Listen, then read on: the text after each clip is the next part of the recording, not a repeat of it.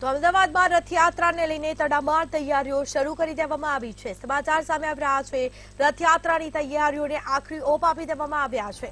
આ સાથે જ 147મી રથયાત્રાની સુરક્ષાને લઈને તૈયારીઓ કરવામાં આવી। રથયાત્રાના સમગ્ર રૂટ ઉપર સીસીટીવી લગાવવામાં આવ્યા છે। 1300 સીસીટીવી કેમેરા લગાવવામાં આવ્યા છે।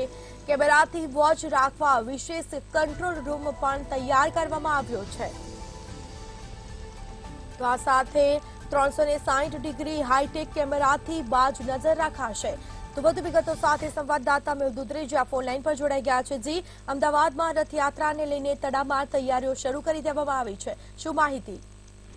જે પ્રમાણે ભગવાન જગન્નાથજીની રથયાત્રા છે 147મી રથયાત્રા જે નીકળવાની છે તેને લઈને તડામાર તૈયારી તંત્ર દ્વારા કરી દેવામાં આવી છે। જળયાત્રા બાદ જે છે ખાસ કરીને કાયદાને લઈને જે પોલીસ અને જે એજન્સીઓ છે તે સતર્ક બની ચૂકી છે અને કોઈ અનિચ્છનીય બનાવ ન બને તે માટેની તૈયારીના ભાગરૂપે ફૂડ પેટ્રોલિંગ તેમજ અલગ અલગ શાંતિ સમિતિની જે બેઠકો છે તે પણ અત્યારે કરવામાં આવી છે। અને સૌથી મહત્વની વાત એ છે કે જે આખો જે રૂટ છે 18 કિલોમીટરનો તે રૂટ ઉપર સીસીટીવી લગાવી દેવામાં આવે છે। હાઈટેક જે સીસીટીવી છે ઓડિયો સાથેના તે લગાવવામાં આવે છે। આ સાથે જાહેરનામું પણ બહાર પાડવામાં આવ્યું હતું કે જેને દુકાનોની બહાર જે સીસીટીવી નથી તેઓ પણ સીસીટીવી લગાવવા, એટલે કે દુકાનદારોને પણ સીસીટીવી લગાવી દેવામાં આવે છે। સાથે પોલીસના જે સીસીટીવી છે તે પણ લગાવી દેવામાં આવે છે। આ સાથે રથયાત્રા જયારે નીકળશે ત્યારે જે ડ્રોન કેમેરા છે તે પોલીસ સ્ટેશન વાઇઝ ડ્રોન કેમેરાથી પણ જે રથયાત્રા રૂટ પર નજર રાખવામાં આવશે અને સાથે જ હિલેનિયમ બલૂન જે લાવવામાં આવે છે જે ડ્રોન કેમેરો છે તેના દ્વારા પણ જે આખી રથયાત્રા રૂટ ઉપર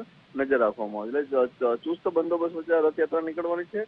કોઈ અનિચ્છનીય બનાવ ન બને તે માટે ભક્તો જે છે તે શાંતિપૂર્ણ માહોલની અંદર રથયાત્રાને મજા માણી શકે, ભગવાનના દર્શન કરી શકે તે માટેની તૈયારીઓ છે તે તંત્ર દ્વારા કરી દેવામાં આવી છે।